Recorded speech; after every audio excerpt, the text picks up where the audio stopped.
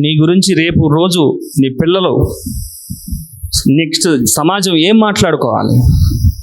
ఇవాళ చనిపోతే రేపటి మట్టిలో పూడ్చే దేహాలు ఇవి.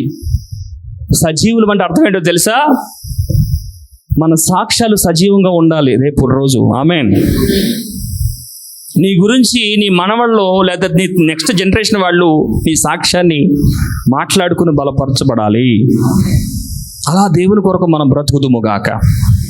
వాళ్ళు ఎందుకు దేవుని శోధించారంటే మర్చిపోయారు దేవుని కార్యాలు.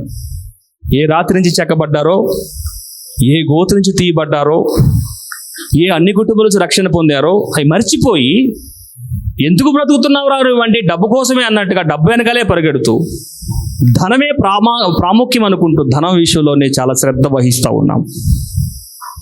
దేవుడు అన్నాడు, ఒక దాసుడు ఇద్దరు యజమానులకు దాసుడిగా ఉండనేరడు.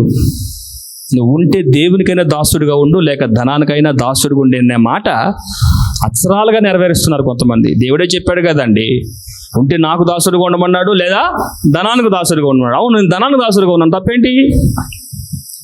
ఒక ఆయన అన్నాడట, ఏంట్రా ఈ క్రియలేంటి, జీవితం ఏంటంటే దేవుడు అతను అన్నాడట, దేవుడు ఏమన్నాడు? ఉంటే వేడిగా ఉండమన్నాడు, లేదా చల్లగా ఉండమన్నాడు.